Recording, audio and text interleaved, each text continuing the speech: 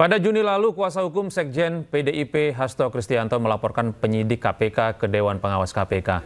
Pelaporan ini buntut dari penyitaan handphone milik Hasto oleh penyidik.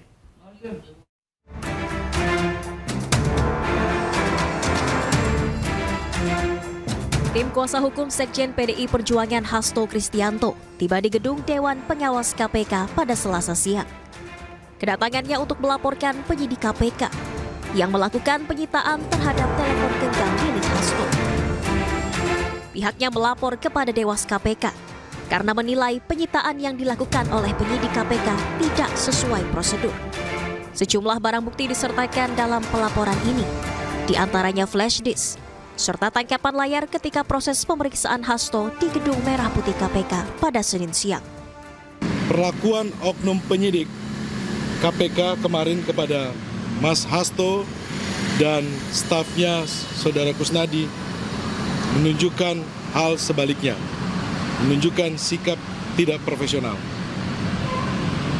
PDI Perjuangan terus berjuang membangun supremasi hukum dengan cara-cara yang berkeadilan. Dulu zaman Bung Karno, ketika Bung Karno diperiksa di zaman pemerintahan kolonial, Bung Karno didampingi oleh pengacara. Masa di zaman sekarang yang sudah penegakan hukumnya yang katanya semakin kesini semakin brutal. Selain penyitaan telepon genggam milik Hasto, staf pribadi Hasto bernama Kusnadi juga disebut mendapatkan ancaman dan intimidasi saat dimintai keterangannya oleh penyidik KPK. Dari Jakarta, tim liputan iNews melaporkan. Beberapa waktu yang lalu, pemirsa, mantan Menteri Hukum dan HAM Yasona Laoly memenuhi panggilan KPK pada 18 Desember. Kehadiran Yasona Laoly diduga berkaitan dengan kasus hukum mantan calon anggota legislatif DPR Harun Masiku yang hingga kini masih buron.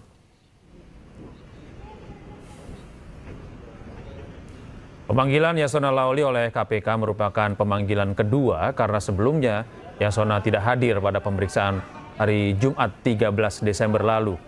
Diduga pemeriksaan terhadap Yasona berkaitan dengan mantan calon anggota legislatif DPR Harun Masiku yang hingga kini masih buron.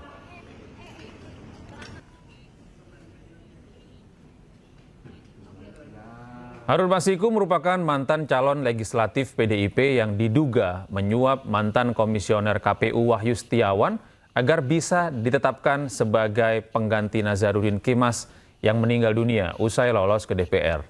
Harun diduga menyiapkan uang sekitar 850 juta rupiah sebagai pemulus agar bisa melenggang ke Senayan. Adapun Wahyu sudah divonis dengan pidana 7 tahun penjara dan telah mendapatkan program pembebasan bersyarat sejak 6 Oktober 2023.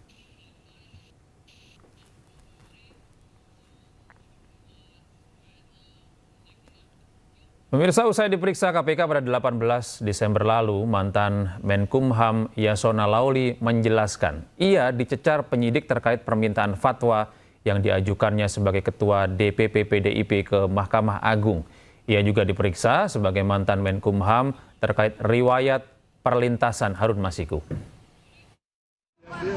Kapasitas saya sebagai ketua DPP, ada surat saya kirim ke KPU tentang ke Mahkamah Agung untuk permintaan fatwa tentang keputusan Mahkamah Agung nomor 57. Kami minta fatwa, saya tanda tangani fatwa, permintaan fatwa, karena di situ ada perbedaan tafsir antara KPU dan DPP tentang suara caleg yang meninggal. Saya kirim surat ke DPP. Ke Mahkamah Agung, itu yang pertama. Yang sebelumnya kan itu riwayat diri, apa segala macam, SK, DPP, SK. Biasalah, itu formalitas. Tapi inti pokoknya sebagai ketua DPP.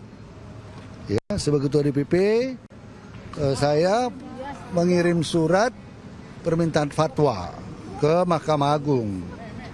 Ya, karena waktu proses pencalekan itu terjadi tafsir yang berbeda setelah ada judicial review. Ada keputusan Mahkamah Agung nomor 57 ya? 57. Kemudian DPP mengirim surat tentang penetapan caleg, ya. kemudian KPU tidak menanggapi berbeda. Kemudian kita minta fatwa kepada Mahkamah Agung. Mahkamah Agung membalas fatwa tersebut. Ya, sesuai dengan pertimbangan hukum supaya ada pertimbangan hukum tentang diskresi partai dalam menetapkan calon terpilih. Itu. Yang kedua adalah kapasitas saya sebagai menteri. Saya menyerahkan tentang perlintasan Harun Masiku. Itu saja. Paling kan itu nggak ada yang profesional, penyidik sangat profesional. Ya, menanyakan sesuai dengan posisi saya sebagai ketua DPP. Ya. Kemudian posisi saya sebagai Menteri Hukum dan HAM mengenai perlintasan. Pemirsa, untuk mengetahui perkembangan KPK yang dikabarkan menetapkan Sekjen PDI Perjuangan Hasto Kristianto sebagai tersangka, kita kembali terhubung dengan Esra Ambarita di Gedung Merah Putih KPK. Esra, bagaimana informasi terkini dari Gedung KPK? Apakah sudah ada perkembangan dari berita yang cukup santer yang menyebut bahwa KPK akan menetapkan Hasto sebagai tersangka?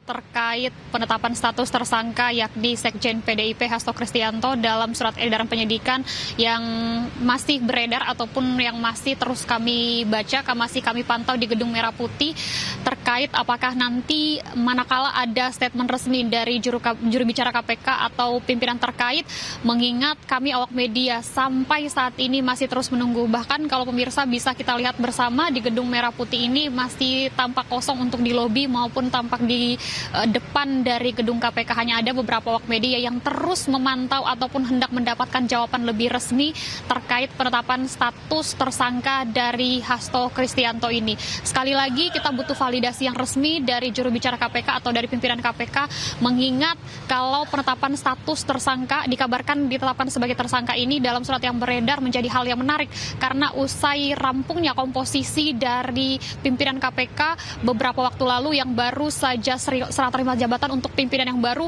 dan ditetapkan nama Hasto Kristianto. Ada sinyalir bahwa ini ada campur tangan elit politik tertentu atau ada hal yang juga mengkait-kaitkannya dengan bahwa ini merupakan salah satu terobosan dari pimpinan KPK yang baru. Tapi tentu saja semua prediksi, semua hal yang bisa kita sampaikan opini ini tentunya harus menunggu statement resmi ataupun validasi resmi dari pihak KPK maupun juru bicara KPK. Dan menariknya lagi bahwa penetapan status tersangka ini terjadi pada hari ini, yakni di penghujung Desember usai Sekjen PDIP ini Hasto Kristianto ini dalam kurung lama per periode 2024 ini sudah diperiksa setidaknya 2 kali. Pertama, ia pernah menyambangi KPK yakni pada Agustus lalu, kurang lebih Agustus lalu ia datang sebagai saksi untuk memberikan keterangan terkait kasus DJKA Kemenhub.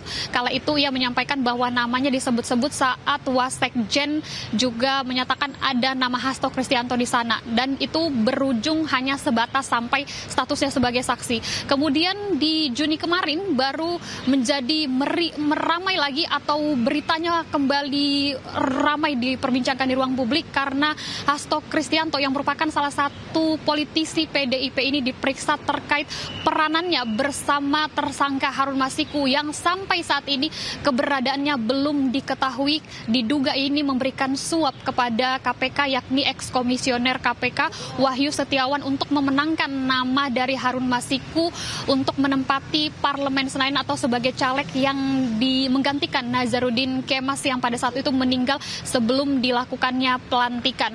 Dan tidak hanya soal Harun Masiku ini yang menarik, bahwa terbaru juga kita ketahui dari Menteri Perumahan dan Pemukiman yakni Marwarar Sirait ini bahkan melakukan sayembara kepada publik, kepada semua orang publik secara terbuka. Apabila ada yang mendapatkan terkait informasi Harun Masiku di mana keberadaannya, maka kurang lebih ini akan diberikan uang yakni kurang lebih 8 miliar rupiah. Bahkan dalam statement pernyataan resmi Marwarar Sirait ini menjadi salah satu hal yang perlu dilakukan karena bagaimana mungkin perjalanan yang begitu lama terkait keberadaan Harun Masiku ini sudah bertahun-tahun, entah di mana keberadaannya, seperti apa kronologinya, bahkan pernah terekam dalam sebuah CCTV CCTV saat itu Harun Masiku masih melakukan ataupun berada di Indonesia. Hal tersebut juga kalau kita ikuti beritanya dalam sebuah CCTV yang beredar begitu, Harun Masiku itu masih tampak keberadaannya di Indonesia. Namun sampai saat ini belum jelas di mana keberadaan Harun Masiku, karena Harun Masiku tentunya menjadi kunci dalam kasus korupsi. Betulkah Harun Masiku melakukan korupsi ataupun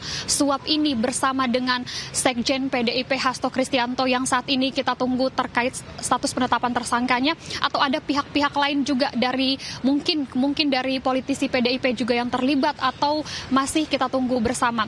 Dan selain itu tentunya kita juga harus menunggu statement resmi dari pihak-pihak KPK terkait penetapan tersangka ini. Karena sekali lagi kalau bisa saya urutkan kembali kronologinya, ini sudah berlangsung cukup lama, tahun 2019 kala itu, bahwa caleg yang seharusnya menang ini digantikan harusnya dengan suara tertinggi, yakni kalau saya menukil informasinya harusnya ditempati oleh bernama Rizky yang harus naik sebagai caleg yang dengan urutan nomor 2 terbanyak suaranya. Dan saat itu PDIP tidak menginginkan suara Rizky untuk melenggang ke Senayan, kemudian memberikan surat ataupun fatwa ke MA untuk mengabulkan terkait nama dari Harun Masiku untuk memenangkan sebagai caleg dari PDIP.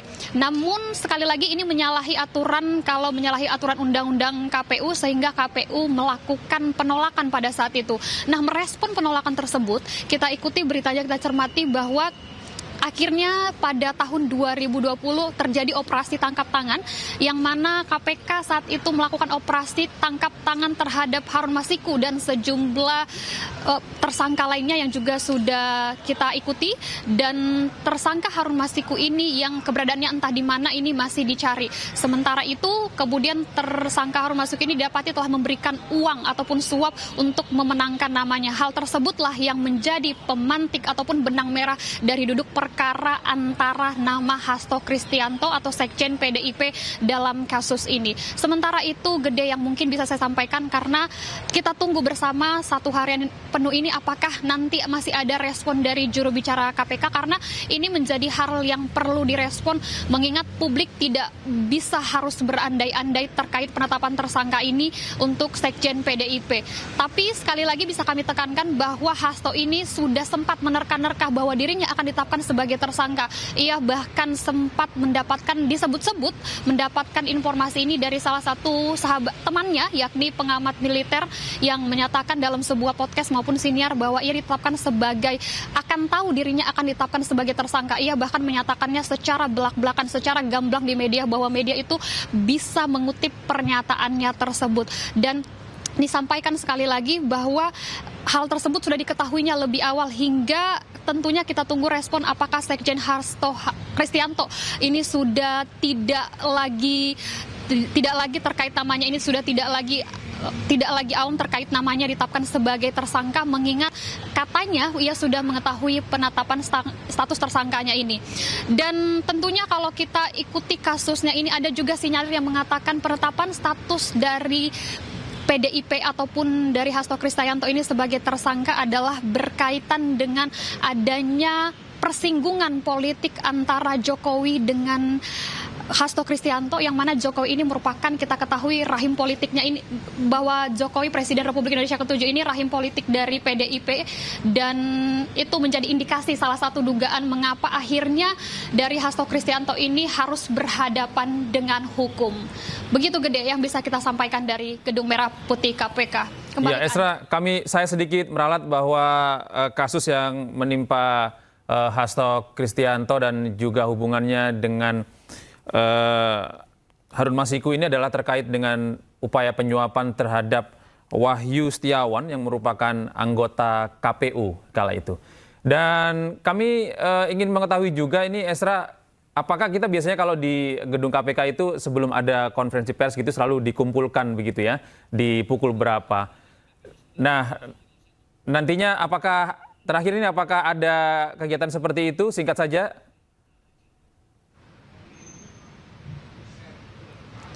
Ya, Gede, sungguhnya jika ada berita yang cukup memantik seperti ini, biasanya dari juru bicara KPK akan mengumpulkan awak media dan menggelar konferensi pers karena berita yang beredar ini cukup besar sekali dan cukup memantik perhatian publik. Kita tunggu bersama, Gede, karena sekali lagi kami masih menunggu di Gedung Merah Putih KPK terkait perkembangan ini dan kami akan mengupdate-nya kepada pemirsa di rumah. Demikian, Gede. Ya, baik, terima kasih Esra Ambarita melaporkan langsung dari Gedung Merah Putih, Jakarta. Kami terus menanti informasi dari Anda. Dan pemirsa, kita akan terhubung dengan Aryo Seno Bagaskoro, politikus PDIP melalui sambungan telepon. Selamat pagi, Assalamualaikum Mas Aryo. Waalaikumsalam, pagi Mas Gede. Ya, Mas Aryo, apakah Anda bisa mendengar suara saya dengan jelas, Mas Aryo? Ya, jelas aman. Ya, Mas Aryo, kita di sini mendapatkan kabar yang cukup santer. Pak Hasto, Sekjen PDIP, ini dikabarkan akan ditetapkan tersangka oleh KPK. Ini tanggapan Anda dan internal partai seperti apa ini, Mas Aryo? Ya, posisi per detik ini kami masih belum mendengarkan keterangan secara resmi yang diumumkan oleh pihak KPK. Betul. Sehingga sumber informasinya masih berupa berita dari A, sumber B, dari dokumen C, dan lain sebagainya, yang tentu saja masih sangat simpang siur dan membuat kita berandai-andai. Apapun itu, kami hari ini menunggu bagaimana keterangan resmi dari KPK untuk kepastian terkait dengan perkembangan persoalan ini. Yang pertama itu. Yang kedua, kami juga sedang menyiapkan semua informasi, semua berbagai simpang siur berita yang muncul, untuk nanti setelah ada keterangan resmi, kami pasti akan memberikan suatu keterangan pers di DPP partai secara resmi dari PDI Perjuangan menyikapi perkembangan dinamika situasi ini.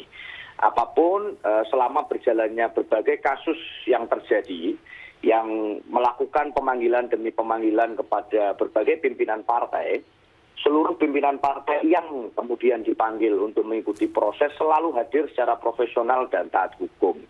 Sehingga kami juga ingin mengingatkan kepada siapapun aparat penegak hukum yang menangani kasus ini agar kemudian melanjutkan tugasnya secara profesional sesuai dengan tupoksinya. Kita berharap tidak ada politisasi dalam kasus ini, kita berharap tidak ada titipan-titipan, kita berharap tidak ada intervensi hukum agar kemudian marwah penegakan hukumnya bisa dijaga betul. Tentunya kita tahu bahwa setidaknya 1 tahun terakhir berbagai upaya untuk mendowngrade, mendelegitimasi PDI Perjuangan melalui berbagai cara itu terjadi dengan sangat sistematis.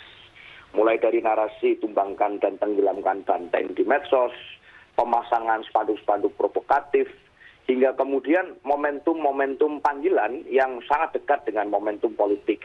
Entah itu menjelang pilkada, entah itu menjelang konsolidasi internal di dalam Kongres, tetapi eskalasinya semakin intens di waktu-waktu itu. Ya. Maka dari itu tentu kita akan menunggu dinamika terbaru sambil terus mengupdate informasi. Itu Mas hari ini. Iya, Mas Hasto, tapi apakah Anda dan internal partai juga mendapatkan edaran soal surat sprindik begitu Pak, Mas, dengan nomor sprint.dik 153_dik 0001/12/2024 tanggal 23 Desember. Artinya ini kemarin ya, Mas Aryo. Apakah ini Anda juga mendapatkan edaran ini?